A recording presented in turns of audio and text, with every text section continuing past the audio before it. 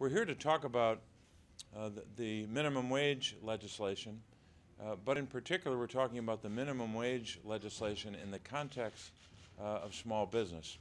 When I go across Pennsylvania, or when any of us are traveling throughout our states, I think we hear a lot of the same messages from the middle class, from workers, and from small businesses. And they tell us, if we had to boil it down or generalize it, they tell us that they would hope that we would take action in Washington to make sure that everyone gets a fair shot. That's all they're asking for. And I believe that passing a minimum wage bill is one way to ensure that we can achieve that fairness for everyone.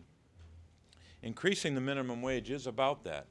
It's about a fair shot for everyone, whether they're running a small business, whether they're a middle-income family, or whether they're a worker who hasn't had a raise in a long time.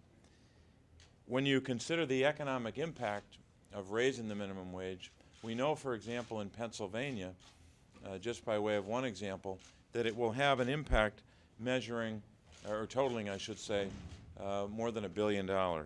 We know the impact that a raise of minimum wage has on children. When you consider the impact on a family, a wage earner in the family with children, it amounts to nationally over 14 million children affected. In my home state of Pennsylvania, 516,000 children. The impact on the economy is obviously substantial, and that's one of the reasons why this is so important to small businesses. We know that 70% of the economy is driven by consumer spending.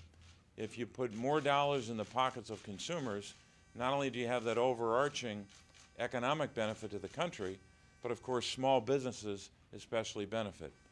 Some of the business leaders who are here with us today will talk about various aspects of this, but one important subject, or one important point to make, is the retention. One of the biggest difficulties for any business is when you have constant turnover in your business. That creates all kinds of problems. So that impact on retention of workers is critically important. I will conclude with just a list of the small business organizations that, I will actually make two more points. Small business organizations that support this legislation. The Main Street Alliance, number one. Number two, the American Sustainable Business Council, the Women's Chamber of Commerce, and then finally the Business for a Fair Minimum Wage. And I know Holly Sklar is somewhere in the room. There's Holly, as a representative of the Business for a Fair Minimum Wage. Finally, I'll just make this point.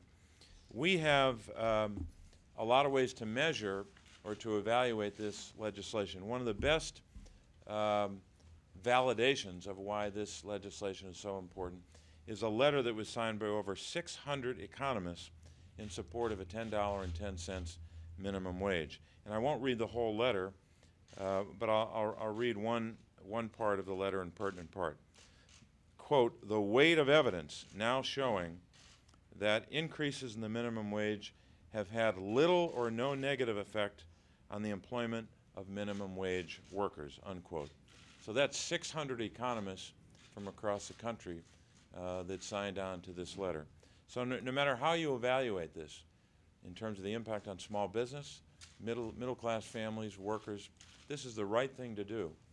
And it's one of the ways that we can fulfill our obligation to make sure that everyone has a fair shot.